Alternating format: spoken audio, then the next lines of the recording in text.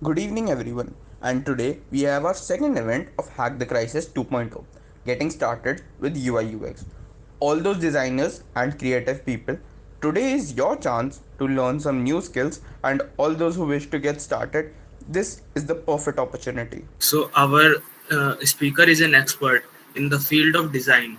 At a young age, she has an experience of over 3 years. She has mastered many skills such as typography, product design, UX design, wireframing, and many more skills, having proficiency in both Figma and Adobe XD. With the beautiful design mentality, it's an art if it can't be explained, it's a design if it doesn't need explanation. We would like to invite our speaker, Miss Adhya Ayushi, to come and give us all some insights on what is UIUX. Okay. Thanks so much for the detailed introduction. Hi everyone. I am Adhya Ayushi. I am currently working at Navi Technologies. So I'll just share my presentation that I have for you guys. Just give me a second. Let me know if you guys can see my screen. Yes, Okay, great. Uh, right. So let's start with. Okay, first of all, I would want to mention that is going to be an interactive session. So please, you guys can keep texting on the group. I wouldn't mind. Okay, so let's start and let's understand the scope of UI UX. So I am here to explain you guys how and what UI UX is and how you are going to know if it is a right field for you or not. So just a little about me. I have been working for clients like PepsiCo, Microsoft, Reliance. I was working at Coding Ninjas previously, and now I'm working at Navi, which is a fintech startup, which is being led by the founder of Flipkart. If you guys know Sachin Bansal. So I have been a part of the design field for more than 7 years now, including my 3+ years of industry experience. And I'm here to tell you guys what UIUX really stands for. Uh, so let's start by asking you guys one question. So are you guys aware, or can anyone tell me what the full form of UIUX is and what does it mean? If you can, just ping it on the like Gmail chat. Okay, great. Siddhant gave the correct answer very quickly. So, okay, nice. I think people are aware about UI UX, right? So, is there anyone who can also explain what they understand by the term UI UX? Okay, Siddhant, how user interacts with our product. Great. Okay. I think basic understanding you guys have. So I'll just move on to the next slide. Now there's a small I would say quiz for you. So there are two things that you can see on the screen, right? There are two types of elevators that you can see on the lift. Which one would you prefer using and why? Can someone give me a reason for this? Okay, the right one. Anyone else?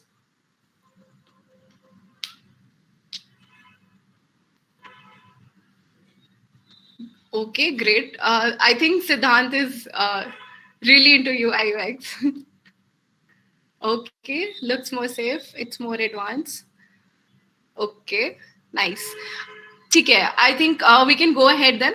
So I think the obvious choice was the right one because left is obviously. So I'll tell you guys two reasons why mostly people are choosing right. I think it's looking decent and more comfortable, right? So that the look which you mentioned, which is looking decent, that is the UI part of it, and it is more comfortable because you have buttons. You don't have to open the door manually, you don't have to do anything in that elevator, just click a button.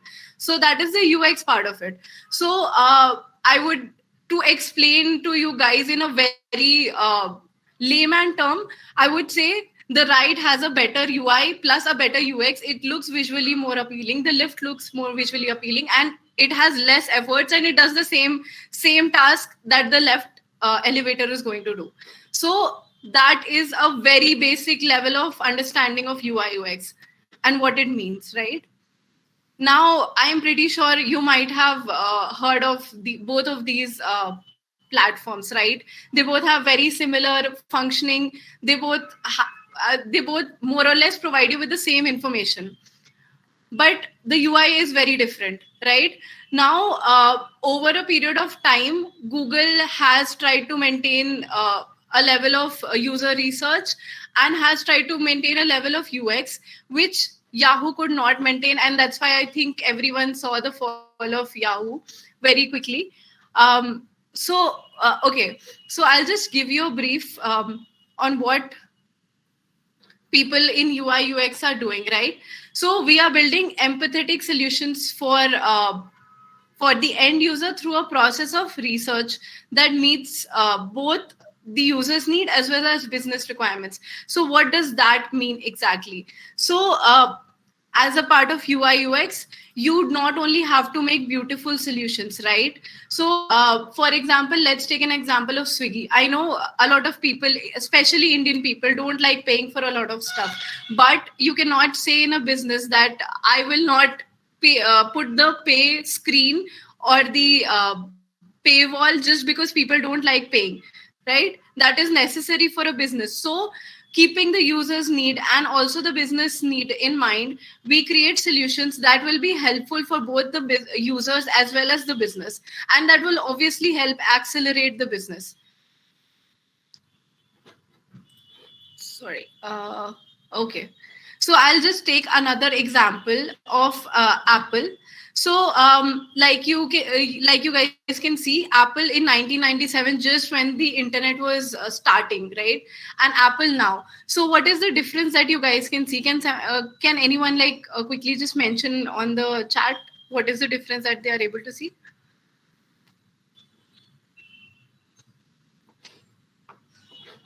Okay, nice. Anything else?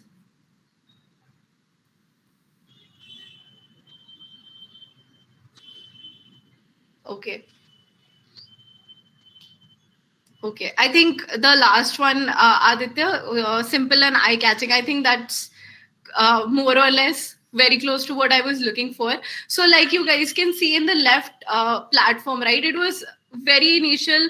There was not a lot of user research back then. So, what Apple did, they thought that they'll put everything on their landing page. Now, the thing that you can see on the right, it is very crisp. You can see what product is there, what is the latest product. So, what was the difference from 1997 to now? It was just that Apple started doing a lot of user research and they found out that people are coming to their website only to look for, mostly to look for their new products. So what they did was they made it the center of attraction on their screen. Exactly, pictures speak more than words. So they made it the center of attraction. They have beautifully edited pictures that you obviously buyers will find attractive and they would want to purchase, right? Now on the left screen you can see there is no picture, plus you cannot understand where you have to go on the screen. So there are multiple tabs there, but no one can tell that what each tab is going to lead you to. But here on the right, it is very clear that okay, I'm here to probably buy an iPhone 13. I'll learn about the features or I'll straight away buy it because I've already looked at the features. So they did a lot of research and came to this conclusion that of what they wanted to show. This is what I was talking about, the business goal in UI UX. So Apple is very driven towards that, right? So that's why they went ahead with this design. Now again, Yahoo did some research, but like you can see earlier, they had, I would say they had links, a lot of links on their page. And on the right also, you can see the same thing. It's just that they added a few pictures, made a few sections, right? Now, what difference was between Yahoo and Google was they probably did not understand the user base a lot, and they wanted to give the user everything. Now in UI UX, you need to understand what the user wants. I cannot say that probably if I know if the business feels that they need to give the user mail, news, finance, everything, so I'll just put it there, like, right? So For example, Google, what they do is they just have a search bar because they know if a user is coming on their platform, they'll come with an intention and they'll know what to search for. They don't need to tell the user everything, right?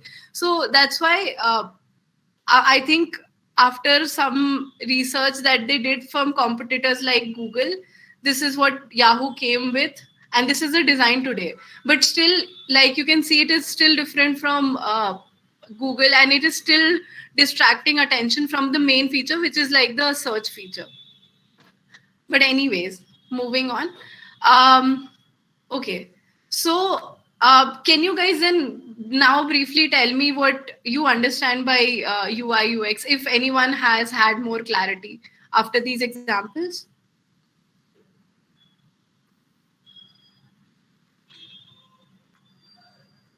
Come on, guys.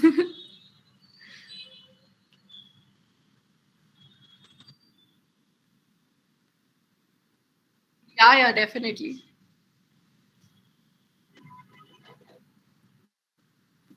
Also, if you guys have any questions that you would want to ask me, I'm open to that.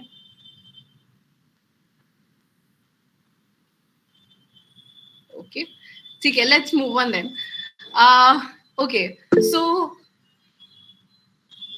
okay. Okay, I think Harsh is pretty close to the answer. A product that attracts, definitely. But I would still say, Manish, that attracting people would be the last step of it. There is still a lot of research that is required, which I'll tell you about in this slide. But attracting people and making it look beautiful is the last step of the entire process. So I'll then quickly moving on to what roles help you get into UI UX. So UI UX is not an isolated role. Like when it, for example, an accounting person, they have to do an isolated job. They do it separately in their own cabins, and that is not something which UI UX is. You need to collaborate a lot, right? So let's start with UX copywriter. So for example, I'm not sure if you guys have gone through Zeppelin or any other software, but you might have seen. Okay, let's go to the basic example. Have you guys seen the loading screen of or the error screen of Google, which is like a dinosaur playing, right? So that is a very basic level of how you attract the users, right? Even if there is nothing to show them. So what Google has done is they have made sure that even if their site has crashed or even if there is no internet for the user to do anything on their website, they are not leaving the website. Now what UX copywriters do is the any kind of interaction that is there, it has a copy, right? Like for example, I'll just share my screen again.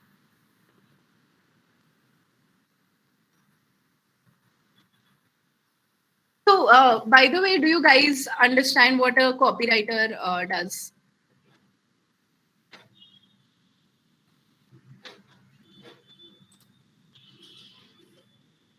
Anyone?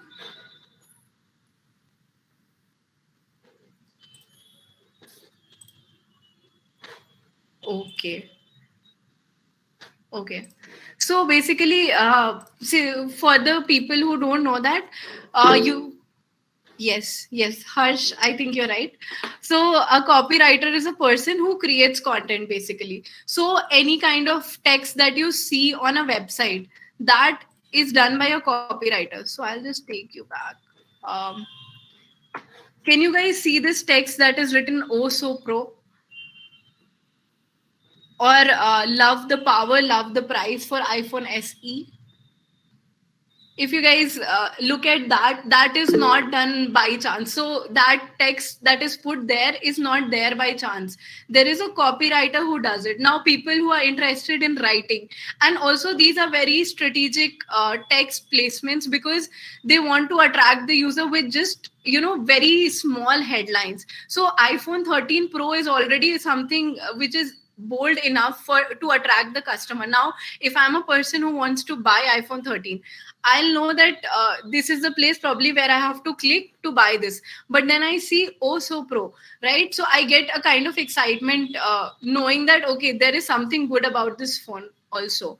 So it's very strategic, and this is what copywriters do. They find very strategic locations to place copy, and they make sure that the copy is interesting enough for the users, right, to engage the users. Now let's take the example of Gmail. If you must be getting thousands of mails in a day, right? Now each of those mails have a different caption, but you might open the one mail which has the most catchy caption. Now that is what a UX copywriter would be doing. A UX copywriter makes sure that your companies or or any brand's text that is going to the customer is so catchy that they are clicking on it or visiting the website, or if they are already on the website, they are engaged with the platform. So that is what a UX copywriter does. Now if anyone has any questions, they can probably ask me about a UX copywriter. Okay. ठीक है. Let's move on to product designer. So a product designer is basically someone who is a UI and UX designer and works for a product. By product, I would mean digital products like Swiggy, Zomato, and again Navi. Coding Ninjas was one of the products that I worked on. What a product designer, how a product designer is different from a UI UX designer, right? Their job roles might overlap, but the similarity that there is a similarity in their process as well. But what is different that a product designer does is they have to stick to a brand. Now a UI UX designer can be a freelancer, can be working for several clients, can be making websites for different people, but a product designer is always working for one product. For example, a designer at Zomato will always have to follow the design of Zomato. They cannot say that because I like color green, I will start using green in Zomato app. That's not how it will be ever for a product designer, because they have to stick to a brand guideline, right? Now by a brand guideline, I would say like if you guys have, I'm pretty sure you must have used the Zomato app. So in a Zomato, you might have seen the entire app is in a red color. So that red color is their proprietary color. Now they cannot and even down to the shade or to the hex code, they cannot use anything else from that color. So I would say that is the brand guide for them, right? Again, UI UX designer, like I told you, can work for different types of fields. Sorry, different types of clients. They can range from, for example, if I am a UI UX designer who is working as a freelancer, I can work for Apple, I can work for Microsoft, and they all will have a different kind of design language. But I'll have to get into the shoes of each of my clients and work according to their business goals, right? So that is what a UI UX designer does. Now there is a very specific segregation in the industry that is happening, and that is very prominent in big companies like Google, in Meta, in Microsoft, I would say. So what a UX researcher as well as a UI designer does is, UX researcher, they gather information from the users, both qualitative and quantitative, right? So what this means is, like I told you, right, Apple did a lot of user research, and then they came to the conclusion that they would want to go ahead with a website that has pictures on it, because they knew that people are coming to purchase devices on their phone and not look at blogs or other things about technology, right? So a UX researcher is someone who does all this research, comes up with insights, and gives it to the final designer. Now this can be very specific to what to each process among in the entire process, right? So for example, UX researcher starts with I would say persona mapping, right? Now persona mapping is something that is artificial, right? Now for example, I would just give me a minute.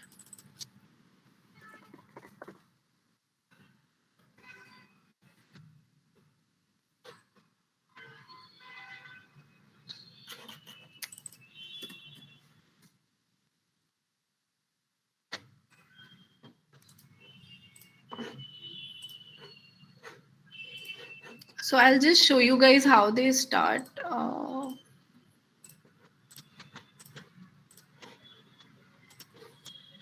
Can you guys see my screen? Just comment a yes if it's visible. Okay. Okay. So I'll just taking you through what a UX researcher does. Like you can see, this is a persona, right? This is a very basic level of persona. This is an imaginary personality. For example, I'm creating an app, a food app. I will always have to create an imaginary personality. It can be very close to a known friend or someone else, but it will always be imaginary. Now, the entire design process will be done keeping in mind this imaginary personality, right? And why that is done is because if you don't have a user in mind, you will not be able to design anything. So if I know that I'm creating a food app, I will have to think about it from a perspective of a person who is a foodie. Or probably if I want to keep it more diverse, I will take a person who is a foodie. I will also take a person who is a little health conscious and understand what they want, and then design the entire thing according to their perspective. So this is how this is where user persona comes into place, and this is how it helps, because it helps the designers and the researchers understand who they are designing for, right? So I can take Devansh's personality as my user persona and then start creating an app based on that. Probably if I would want to sell him something like an insurance, right? So I know it's very early for you guys for insurance, but that is something which I'm working on. That's why. So I would keep his personality in mind and try to understand if someone is really young. And that is what we are actually doing. If someone is really young, probably insurance is something which is a very heavy term for them. Now I'll try to get into their shoes and try to understand that what are the terms that are convenient for them to understand about insurance, and then design the entire thing according to that, right? So that is why user personas come into picture. Okay. um,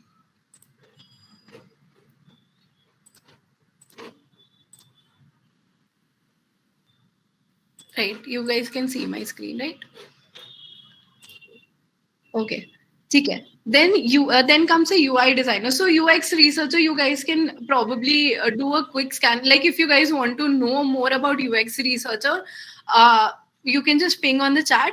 But UX researcher, if you are specifically going for a role of a UX researcher, you will not have to do any of the visual design, which again involves like softwares and tools like Figma or XD or Sketch or any other tool that designers are using, right?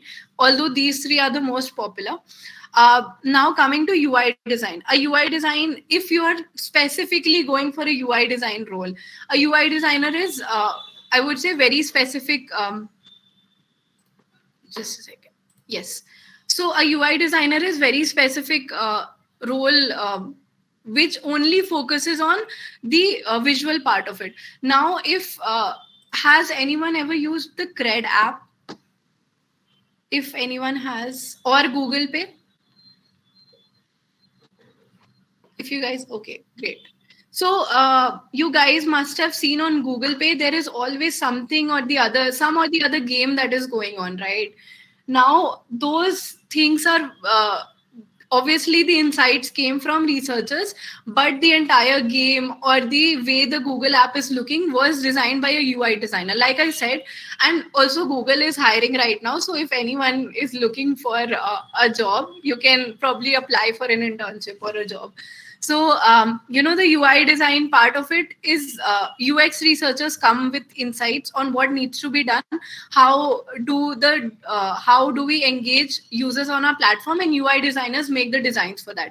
They can be making illustrations, they can be making design guidelines, they can be making micro interactions. Now what I mean by micro interaction is the way you click on the button and how the button responds. That is also another field. Yes, Harsh. Internship in UI UX. Google Pay is offering right now. So if you guys want to apply, you can. So okay. So also taking the example of a video game, like if you guys, any of you guys ever played PUBG, so the entire interface of that was designed by 3D designers or UI designers. So, that is also a very specific role. If you're only into visuals, go for a UI design role and don't like get into the UX research part, because you will not be that much involved in making the visual part of it. Or if you want to do both, go for a product designer or a UI UX designer role, right? Now, there are other fields also which are involved in the same process, which is like a UI UX developer. Now, I think you guys might be knowing it better, but these are basically front end developers who are more involved into HTML and CSS part of it, and they use tools to make the entire platform responsive. Now, I can have an app, or I can have a website which opens, by responsive, I mean it opens on a mobile, on a desktop, on an iPad, on all kinds of devices, right? So that's what a UI UX developer's role is. There are product managers. Now, product managers' role in the entire ecosystem is basically coming up with ideas, deciding on what needs to be done from a business perspective, and getting the developers and the designers on board, so that the entire flow is very smooth. Because not everything a designer can communicate to the developer, not everything the developer can communicate to the designer. So product managers are the ones managing the entire ecosystem, and they get direct insights from, I would say, people like the CEO or the business team, who give insights like, I want more inflow of money, or I want my business to grow 10 times. So, these are the product managers who then decide on features which can help the business grow 10x, right? Then there are graphic designs and designers and illustrators. Now, these are the people who, I would say, are very specifically involved uh, only in the visual part, and these are not even designing interfaces. These are just designing visual concepts. They are just making beautiful backgrounds, or I would say, if anyone has ever seen the GitHub website, wait, I'll show you. Uh,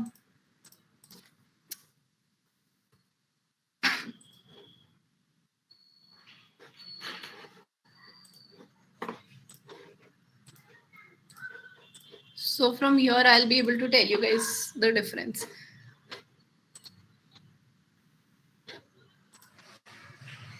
Right. So, okay. Now, a UX designer would have come up with a research that we need a feature like this rotating globe, right? And this, I would tell you that this globe has all the live nodes. So every data that you see on this is being fetched live from somewhere across the globe, right? Now, this is a very interactive feature. This the visual part of it must have been done by a UI designer, the research by a UX designer, and these illustrations that you see here probably done by a graphic designer. Again, the backgrounds that I was talking about, these kinds of illustrations are done by graphic designers. So, this entire website, it's a very cool website actually. So, coming back to the presentation, just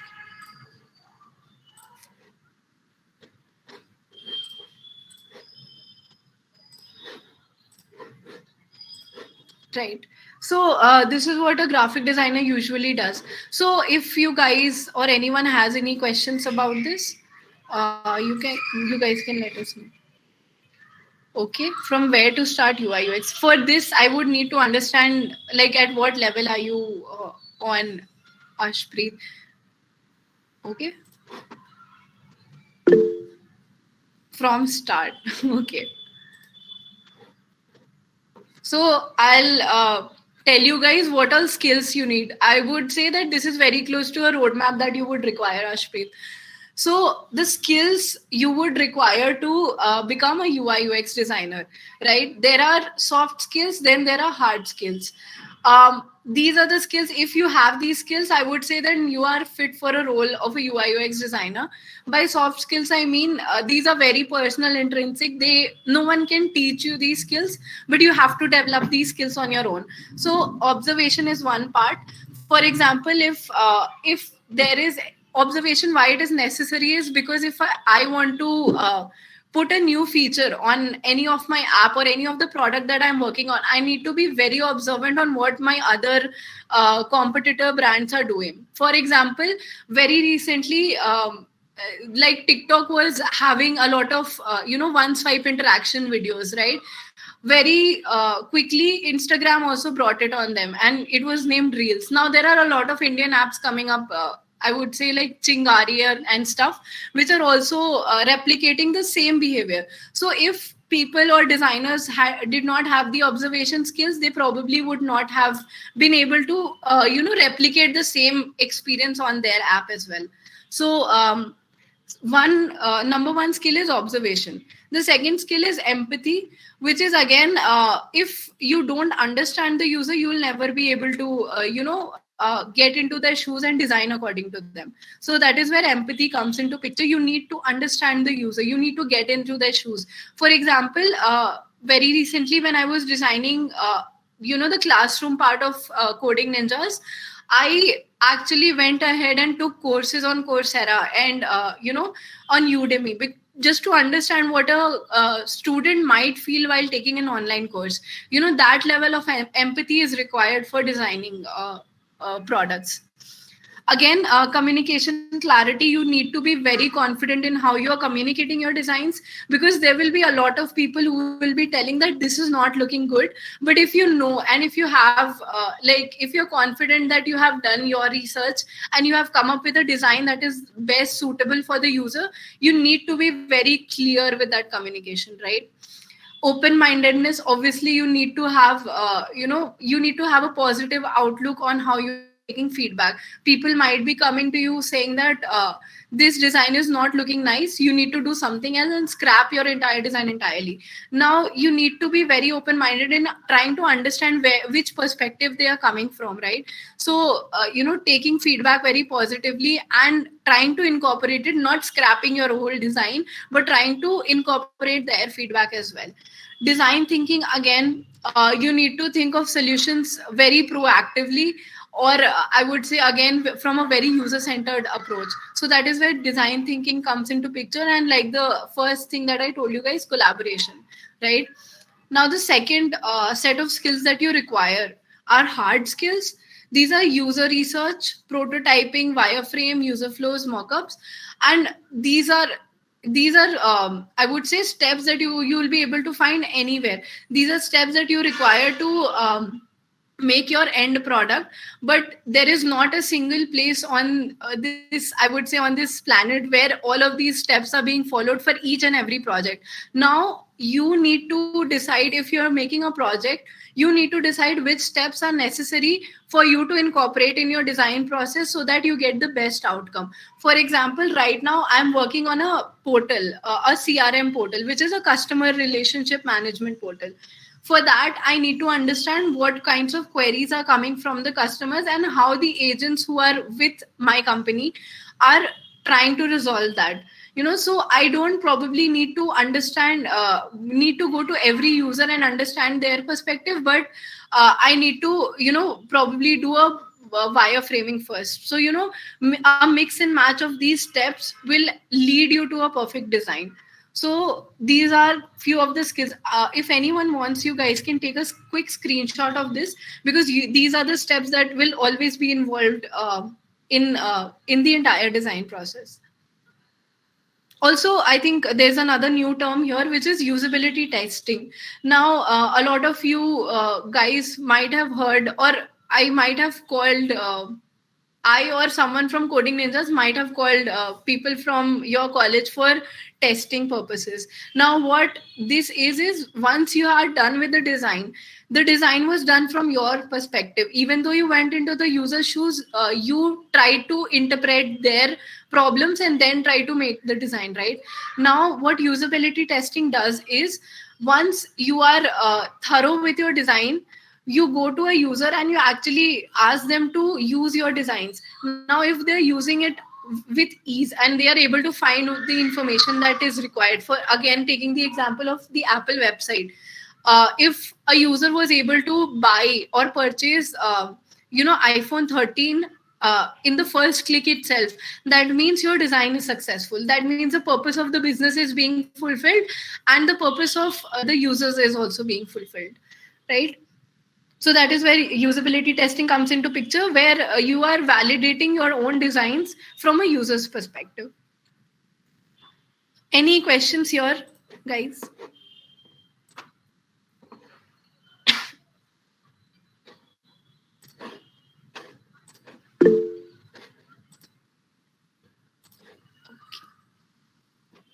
Okay. So how can you guys know if it is for you or not?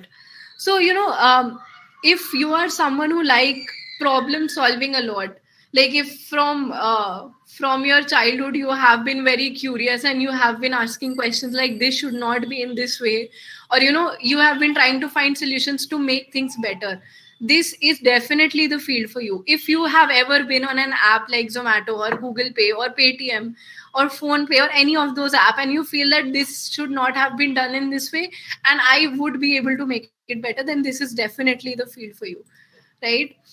It is a constantly evolving field, so it never gets monotonous.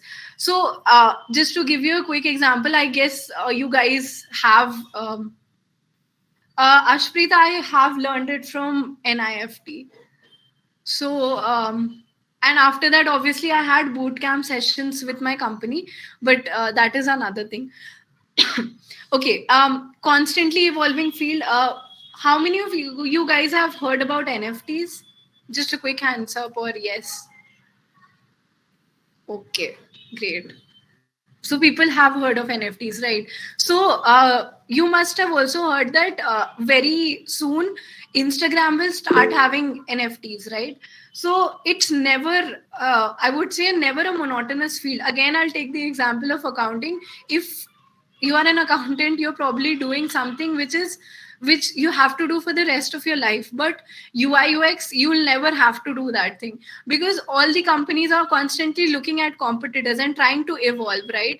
Now I being in Navi or I being in Coding Ninja, I can never say that I am not open to the idea of the platform bringing AR or VR related projects, because that is the future. People are going, like Meta has already gone a lot further in that step where they are incorporating AR and VR into real life. So this field is never going to get monotonous, be it if you are a UI UX writer, copywriter, you are a UI designer, UX researcher, or a product designer, it'll never get monotonous for you, right? And as you know, UI UX is shaping the future, because a lot of platforms, almost everything has gone switched to online mode. And if people are not online, then how many of you have felt that if you're not able to find a website online, then that is not legit? Like, has it ever happened to you guys? Just a quick yes would do. See, so yeah, see, I think people do agree to that, right? So, if you're not having an online presence, that means you do not exist in the eyes of the society. So, we UI UX designers are constantly shaping the future, and I'm very hopeful that some of you guys also will be doing the same thing. Okay. Okay, this is something that you guys can take a very quick screenshot of, because trust me, every interview is going to ask you this. And no one is going to tell you about this, because these are places where a company or someone who is interviewing you will understand if you are going to the right resources for your research or not. So there are blogs, there are design systems, and obviously personalities who you can follow for better design understanding. So one of the very famous personalities is Don Norman. So you guys can go to his website. It's called the Nielsen and Norman Group. I'll just paste a quick link here.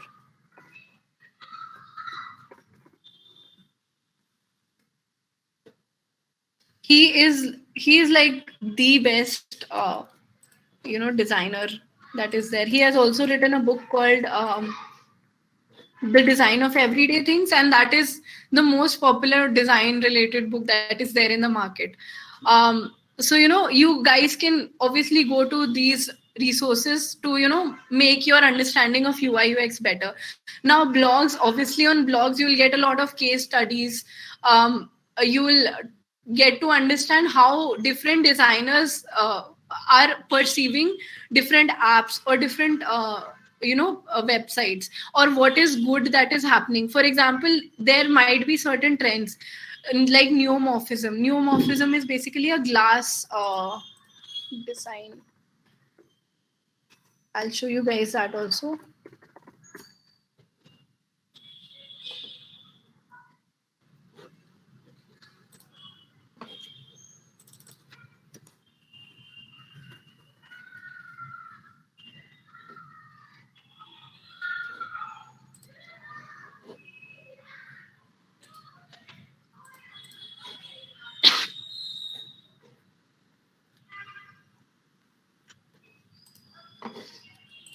Okay.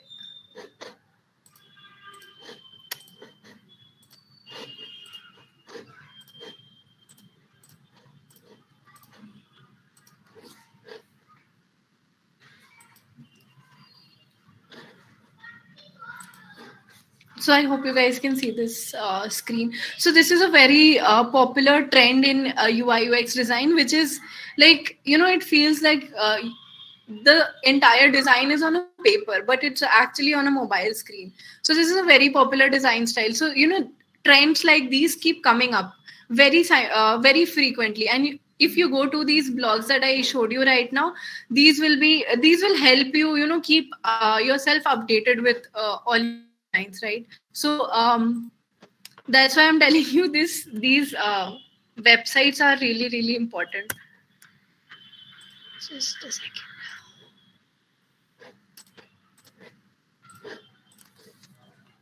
Right. Now, what are design systems? So, you all have used Google. Few of you might have used also iOS devices. So, all of these follow a very specific design style. So, Android always keeps updating. I'm not sure which Android system is in use right now, but every time they update it, they come up with some or the other design update, right? So these are design systems from where every time they are updating their systems, you can see what all updates they are bringing onto their system through these design systems, right? And these are very standard across the industry. Google material design and iOS human interface guidelines are being used almost by all the developers and designers as references to make their future designs, right? So you guys can definitely have a look at these. And obviously the personalities, if you guys want to, you can follow them on LinkedIn or Instagram, wherever you feel comfortable. So there was a request that if we can do a small task related to UI UX, which will help obviously you all get a better understanding of what UI UX is, right? So I wanted to get a very small task which might not take a lot of your guys' time over the weekend, because obviously it's the weekend. Come on. So whichever app you guys have used or you might be very fond of, if you guys can take one screen out of that app and do a redesign of that app, keeping one or two of design principles or UI UX principles in mind. And I will not be telling you those UI UX principles, because I want you guys to do the research and try to find it online, so that and a before and after would be really helpful.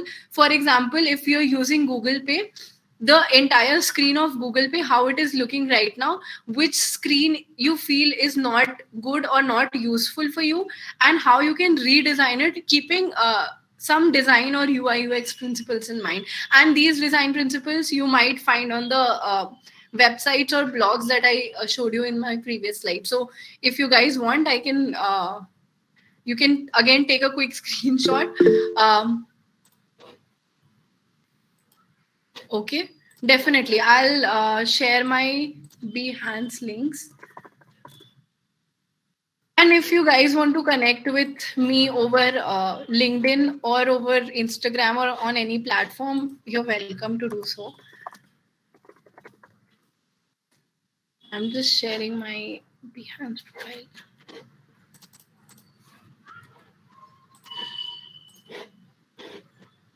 Right, but is there anyone who is interested in doing this project? So we can probably connect in the future as well. So if anyone wants to do this project, just do a quick yes. Okay, great, great. ठीक है. I think we can then personally connect on another platform. ठीक है.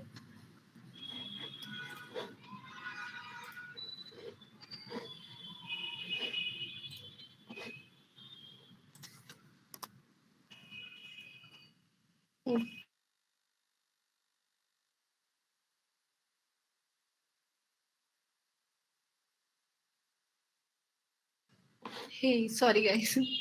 Uh,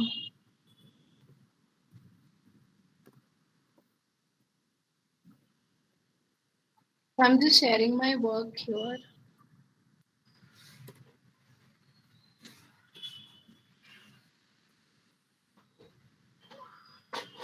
Just give me a moment. I'm just retrieving my link.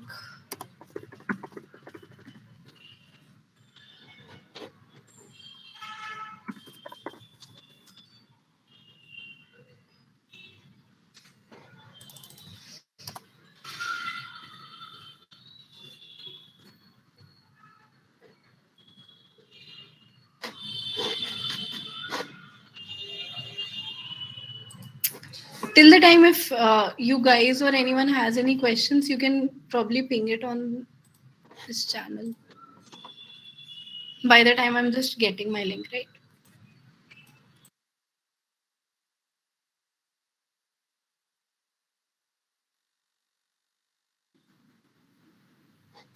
Okay, great. Okay. So, Aditya, it's a very basic skeleton of how your website is going to look like. I'll just give you a quick example.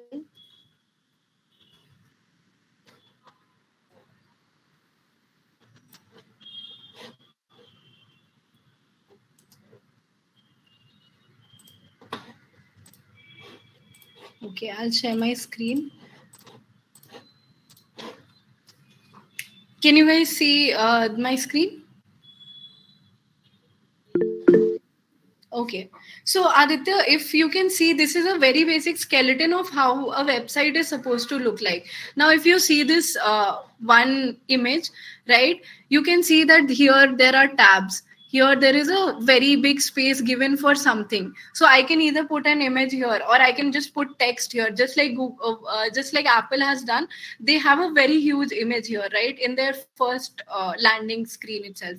Now these can be, article sections where I can decide. So again, a designer can do this or a product manager can be doing this. Basically it's deciding what content will be going on your website before you are actually designing the website. Now why this helps is, once you have designed the entire website, you have spent a lot of effort in making it visually very appealing and everything, but the some of the stakeholders are not happy with your design and they're asking you to change it. So if you tell them that this is how the structure is going to look like, and you get a confirmation from everyone involved in the team that after this stage I'll not be changing the structure, right? So this saves a lot of efforts of everyone involved in the team. So in future, the structure is defined, all you have to do is probably put in visuals here. So this is what a wireframe exactly means. And this also helps a lot because a lot of times people or businesses which are not very huge, they do not have that much of capacity to spend that much of time to build the final design, then come back and then realize that okay, this structure is only not working. So the structure is a part of or something that is called the wireframe. I hope that clears the question.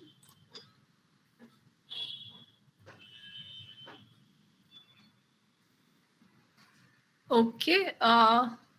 So for getting internship ready, I would not say that there is any particular time that you would require. Rather, you would require a portfolio. If you have a portfolio, then you will be able to apply, very like to very big companies as well if you have a good portfolio. Also, I will just tell you guys a brief on how the entire process or the interview process works, right? um okay, and okay, so you want to, Ashpreet, do you want to do freelancing, full time freelancing, or do you want to take an internship? Okay, you want to do freelancing. Okay. So again, for even for freelancing you would require a portfolio, because anyone if and that portfolio can be made in 1 month, or it can also take 6 months. It all depends on how much time you have, or how much time you are willing to spend on making a good portfolio, I would say. Because people do sometimes just take templates from online websites like Ivato, or Canva, or places like that, and then they just upload it on their portfolio. So that is something which is not correct, right? So you need to build your own portfolio so that you have a uniqueness when once you are approaching clients, or you're approaching anyone for internship. So that's what you need to do. Also, if I have to talk about the interview process, if you go for an internship, um, first screening round is done obviously through a portfolio and a resume. So that is something which catches the attention. So if you have interesting projects, like I'll tell you, when I was hiring for Coding Ninjas, there was one person who had done this app critique of the same assignment which I have given you guys, of Google Pay. And the solution that they proposed, the alternate solution to the design that they approached, was very interesting. And that's why we approached them for a second round. Now what happens in the second round is you'll get an interview with whoever is working in the company, and they will ask you very basic UI/UX questions. Again, things that you will be able to find in all the blogs that I had shared with you guys. So you can do your research, very basic level of research from there. Now the third step will be, you guys will be getting an assignment. Again, if you guys do that assignment, it will obviously help you prepare for these future roles as well. So I would really recommend if you guys can take up that assignment that I had mentioned earlier. So you get an assignment, then there are a group of people judging that assignment. It's never that one person. So if you guys feel that my friend is working somewhere and they'll be able to hire me, that's never the case, because 4 or 5 people are sitting and judging your assignment there. And it is always based on how much research you have done, how many UI/UX principles you have applied on that project, and if you have a very clear reasoning on why you have done it. Now if people ask you that why is there a button on top of your screen, you need to have a very clear reasoning as to why you put it there. You wanted people to look at that button, that's why you put it on top of the screen. So if you have a very clear reasoning, you will get through the assignment round. After that, there's a technical round where people will again ask you stuff, or questions about different apps or something about their own platform. It can be different for different companies. And then finally, obviously, there will be a culture fit round, which is being very popular nowadays in a lot of companies, where they try to understand if you are open minded, if you have a clear communicating skill, and you are able to communicate your design ideas freely or not, if you are hesitating in communicating ideas. And also one more thing that they very clearly want to understand in a candidate is if you are able to stand for your own ideas. Because what happens in industries is, if you're designing, there will be developers involved in the same project, there will be product managers also involved in the same project. Now they both will try to say that this is something which we should not do, and this is something which we should not do. Okay, but you need to stand up for your own design, and this is something which hiring partners definitely look for in a candidate, because they want to know if you are designing something, you're designing it out of sheer understanding of the entire concept, right? And not just making a UI on screen. So that is very important, communication skill, obviously. So yeah, I think these are few things. Okay. Ashpreet, I would say both of these softwares are very easy. If you guys want, I can show you like a quick, rundown of how things are looking like. And this is a Figma that I'm working on. So, a lot of people have started shifting to Figma because Figma is something which is offering a lot of features nowadays. So, okay, this is again the design systems.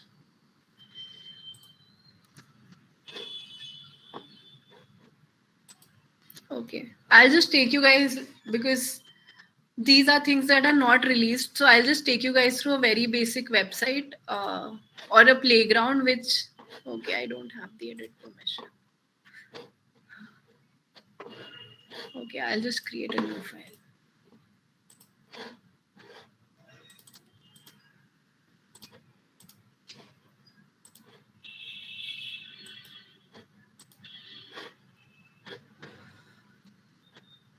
Right. Can you guys see my Figma? Yes. Okay, okay. ठीक है. So like you can see it is very similar to Google Chrome tabs. Like all these different tabs are my different files that are open, and these are different projects that are happening in the company. So it's very similar to that. Now the second thing that you need to do is how to start creating, right? So first thing you would want to understand is if you are creating for web design, if you're creating a mobile design or a tablet design, right? So this is a place where you'll get all your frames. So once you go to these frames, you will be able to select whichever device you want to design it for. The most standard for phone is this Android large. This is the most standard dimension, I would say. So it automatically gives you a dimension. So this is very standard dimension. And for desktop, I'll show you the most standard dimension is 1440 by 1020. So these are the very standard, because, and why I'm saying standard is because data suggests that these sizes or these dimensions are being used by I would say more than 60% or 70% of the people across the globe. So that is why this is very standard, right? So again, creating an artboard, this place will then be called your artboard, right? So again, here is when you'll start the design. This is the UI part of it. Obviously you'll require research, which I have already told you guys about, and that will happen before you get onto Figma. From here you have all the different kinds of tools that you would require, obviously, for designing. For example, if you just want to create a button, this is a very large button, guys, but okay, let's say we are creating this button, right? So I just needed a rectangle for creating this button. I can also create it by line tool, but it will take a lot of labor for creating that. I will have to make one line and two line, three line, four line. So that's why shapes are here for me. Then I have a pen tool as well. Now what this pen tool does is, I'll show you guys a quick something really cool. So if I'm creating very random shapes, right, and I'm just filling colors, so let's say I have filled very,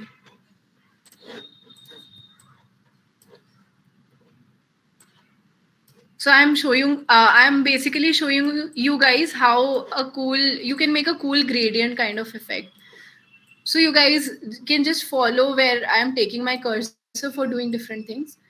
And then if you have any questions, I'll be telling you guys. So,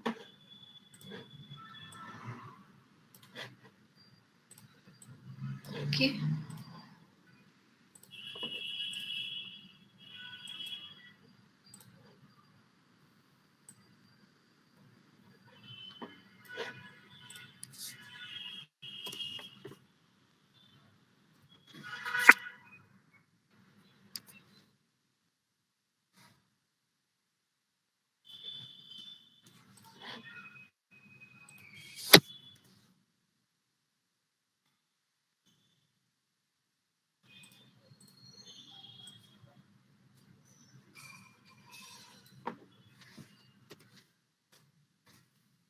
Okay.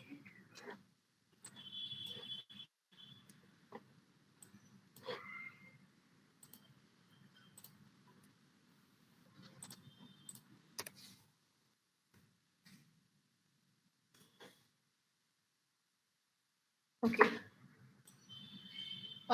Can you guys see this gradient kind of effect coming on this rectangle?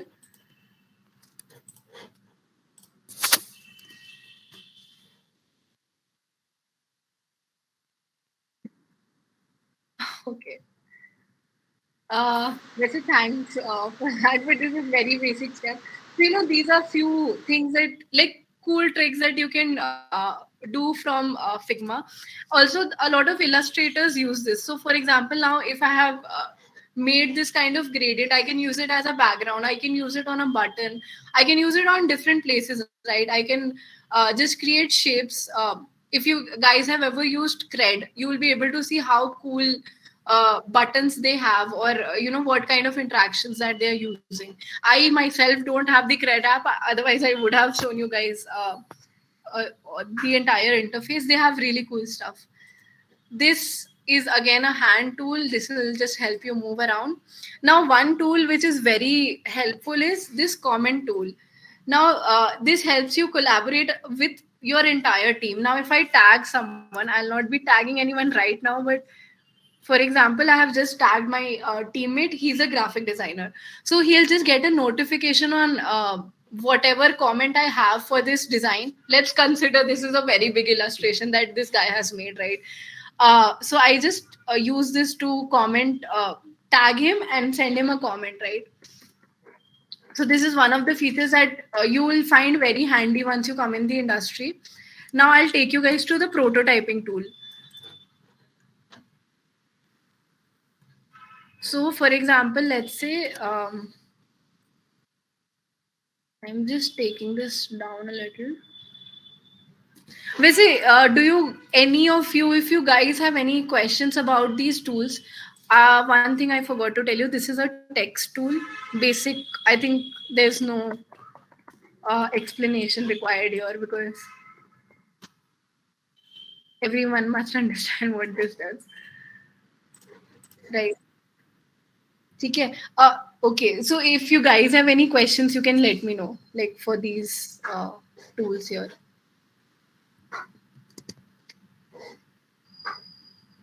Okay, Android Studio. Okay. I don't think I have used.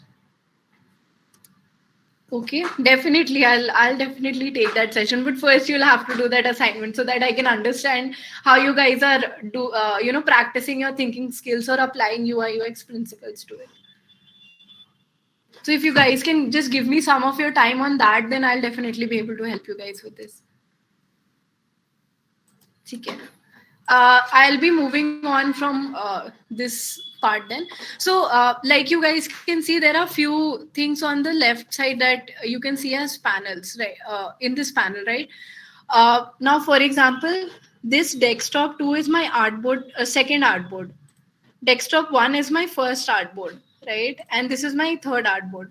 So basically what this does is this shows you different layers. So has anyone of you ever used Illustrator or Photoshop? Anyone, like even or seen a tutorial on that? Okay. Okay, great. Then you guys definitely must know what layers mean, right? So I'll not get into the detail of explaining layers.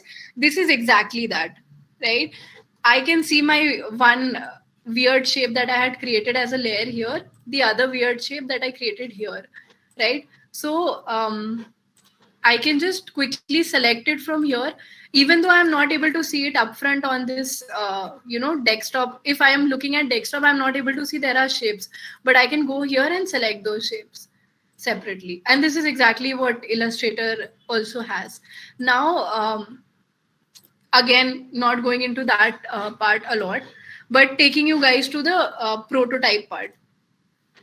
So prototype is again creating, like it's like a beta testing kind of uh, prototype that you can create on Figma itself. So a lot of companies, what they do is, once you have created the design, they either get it fully developed from software developers, or you can just create a prototype on Figma and get it tested with your users. So I'll just show you how this works. For example, desktop 1, this artboard is my starting point. desktop 2 is my ending point, right? Now I want a user to click on this gradient and then land on this page which has this text, just a random text, right? Now you can see how easy it was for me. I just selected this object, which you can see from the left panel also, which object I've selected. I just, okay, taking a step back, can you guys see this one plus icon? Just a quick yes. Okay, great. I'll just close this. I'm not able to hear notification. Okay. Uh, so I just have to drag this from here, connect it to this page because this is where I want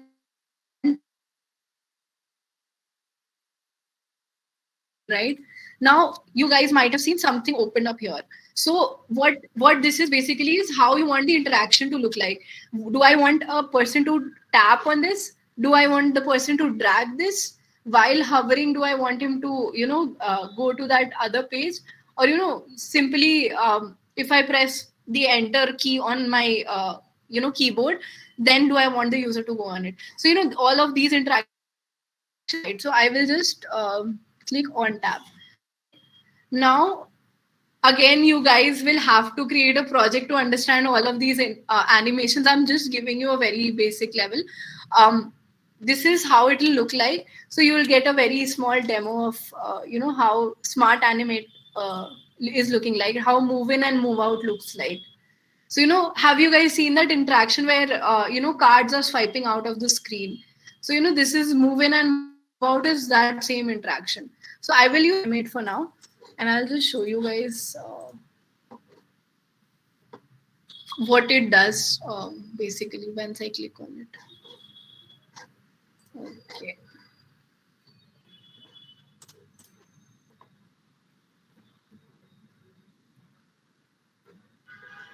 Just give me a second.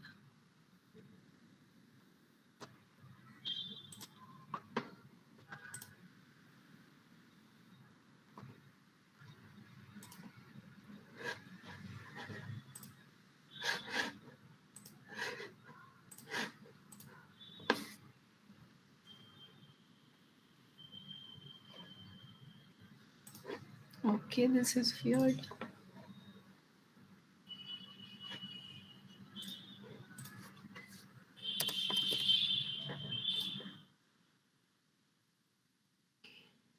Now I think it should work.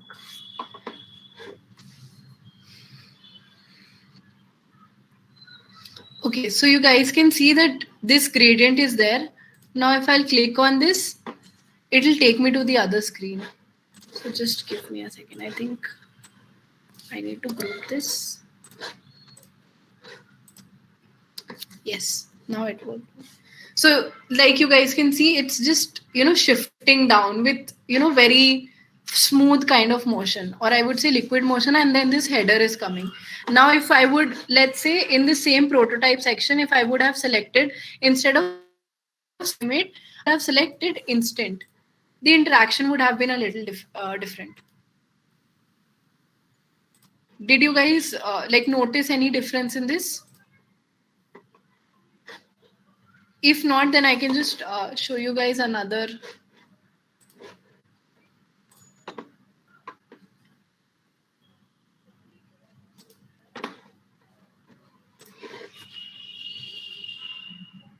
Okay, not this one.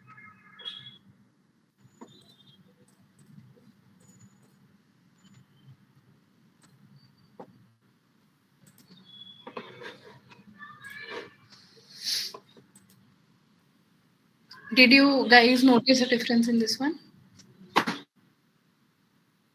Yeah.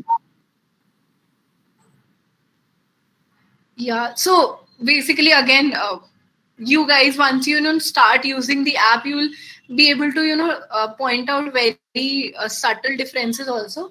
But since this was a huge difference, you guys probably might have been able to point it out very you know uh, on point. So, but again, start using this app. This is a free of cost app. I think Adobe XD was free once upon a time, but now they have made it in a paid version, but this is a free app, so you guys can obviously start, building your portfolios on this. And the best part is you can share these prototypes. For example, I'll just show you guys a project that our company is working on. So again, this is a portal that our company is working on, right? And the app side is totally different. This is the backend portal which our agents are using. So if I made it in a prototype like I showed you, right? If I made this as a starting point, I connected this to screen number 2. Screen number 2 is now connected to screen number 3, right? Now what I can do is I can just select this, share this with anyone I want. I can just type in their email, or copy the link and share it across. So I'll just show you guys how the link look like. So I cannot share it with you guys here because it's a company project, but this is how the link looks like basically. So you can, and this link will be you will be able to open on your tab as well. Okay, not here. Wait.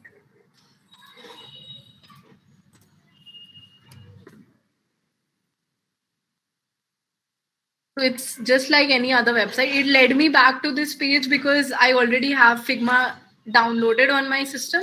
But so open here instead. If I do open here instead, it'll open on the browser itself. Also, the best part about Figma is that you can use it on browser. If I forgot mentioning, you can use it on browser as well. So you don't even need to have.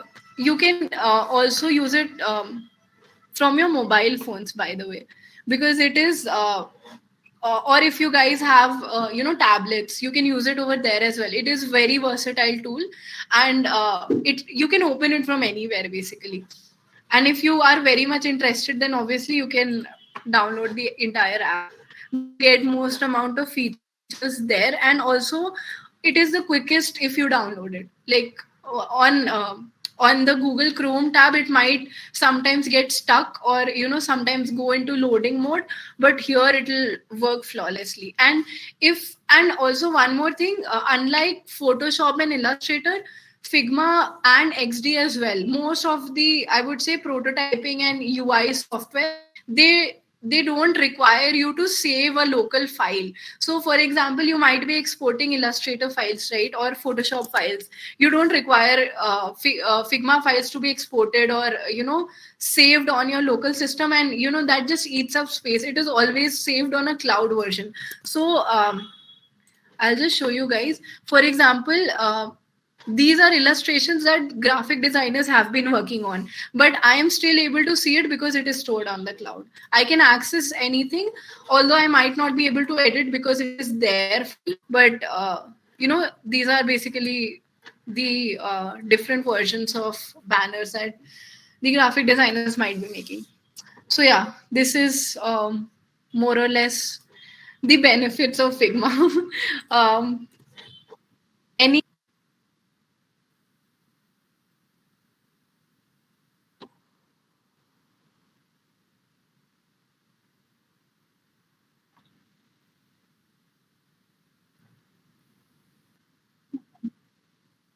Definitely. So I'll just delete these things.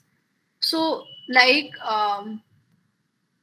you saw, I made this from pen tool, right? Like this was a very shitty thing that I made from pen tool, but you guys can also make illustrations from these pen tool. Now you can see these are nodes, right? I can edit these nodes. These are very flexible. I can probably this for this shape I cannot curve it because that is another level of flexibility that till now Figma has not provided. But again, if I want to add a node, I can just add it from here and I can edit it. So that is why a lot of illustrators are also using Figma, although it has some you know limitations, I would say, but it is still a very good tool. Now, very good feature of Figma is it automatically detects if there are two nodes, it will be the center point of those two nodes. So like you guys can see, wherever I'm hovering, there is a node that is coming up, right? So all of these are center points between these two nodes, and I can just add it and make whatever whatever BS I want to hear. Okay. Does that answer your question?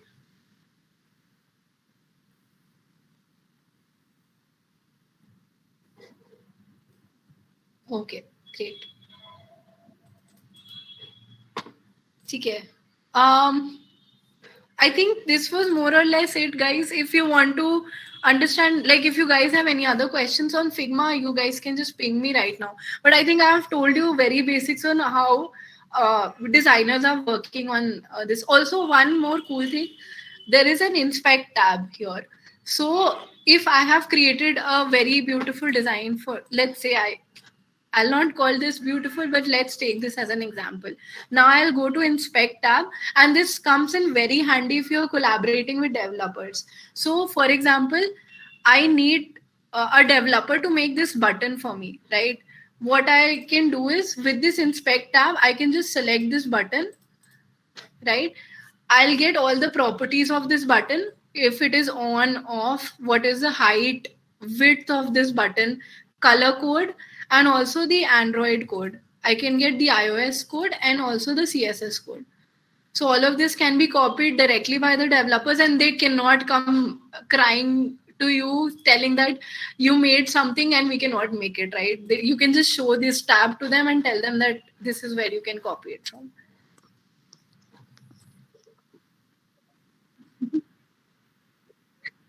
Definitely. I think that is one of the best parts. It is there in XD also, but there, they don't allow you to select CSS, iOS, and Android separately.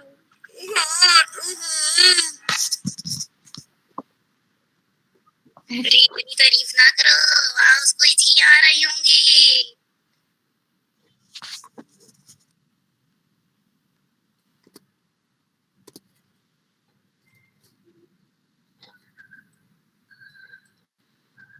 ठीक है.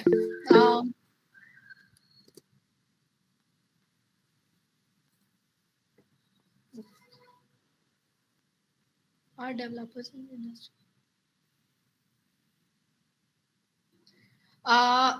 Definitely never do that. Never ever do that. Never adjust your creativity so that developers are trying to incorporate it in their own style. They have to have that much amount of skill that they are able to incorporate your design. And if they are not able to do it, trust me, you need to go to the right developer. And that is one problem that I have been facing in my current company, which I did not face at all and it at Coding Ninjas, because there everyone was over the top enthusiastic on making good designs, right? And they used to bring in references from different places and make copy or make their code on their own. So if you're not able to get those kinds of developers, you need to find good developers or stand up for your own design, because this is for someone else. You never need to dim down your creativity. For example, I'll just show you what I did with developers. Just this was a project that I did with the help of developers, because I pushed them also, and they were also over the top enthusiastic on making this. So like you guys can see, this is a very cool website. You guys can also take this for reference if anyone wants. I'll just quickly share this link. This is for design reference. So this is an interaction which is really difficult, and now front end developers need to so here, like you can see, this is static data. Like what I mean by static data is every time I'm swiping, there is the same thing that is coming, right? For example, let's take a red screen. If I remove all these things and it comes back, I'll again get that red. So this is static data. But at Ninjas, we had made a similar interaction, but it was dynamic data, wherein data in the backend, it was continuously changing. So it was really difficult for them to implement, but we still pushed them. We gave them each and every angle at what these cards should have been tilted at. And with a lot of collaboration, this was made a reality. So it's never a good idea to dim down your creativity for these kinds of excuses, I would say.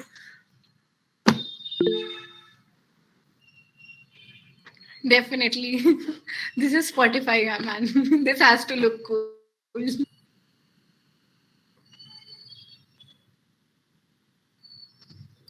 Okay.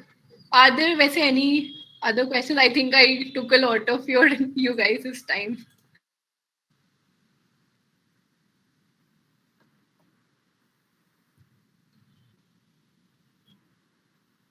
Okay, that's really good to hear. I really hope if even if two or three people have been inspired to do UI UX, that would be more than great for me. Also,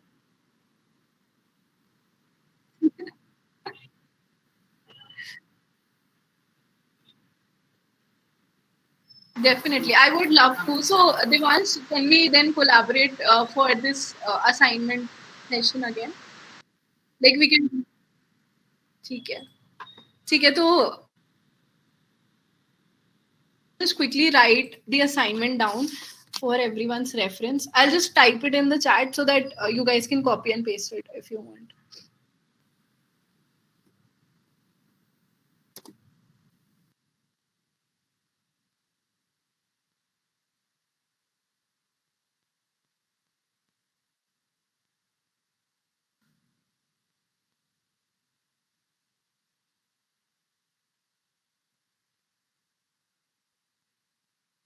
Okay, great, great. Okay, then I don't think that is required. ठीक.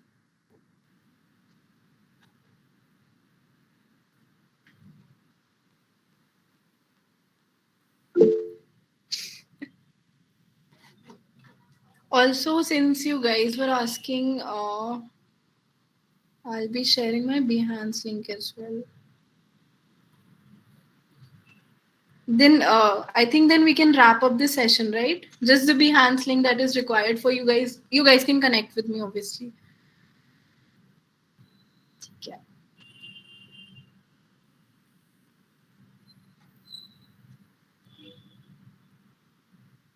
Just give me a second.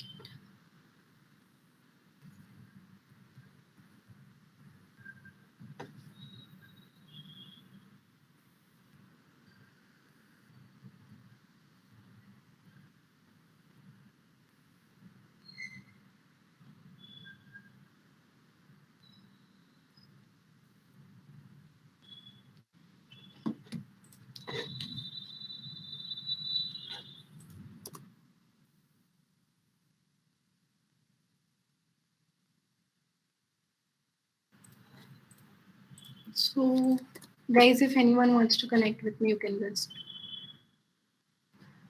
do it over this channel. Okay. Yeah, yeah, definitely.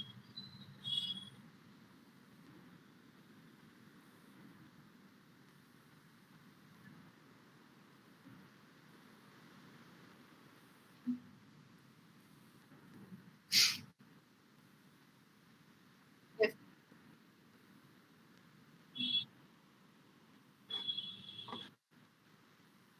And Thank thank you, you, ma'am, guys. for taking out the time for the session as well. It was an Anytime. amazing session. Thank you. I hope you guys got to learn. We all learned a lot. Thank you. Thank you, guys. Bye.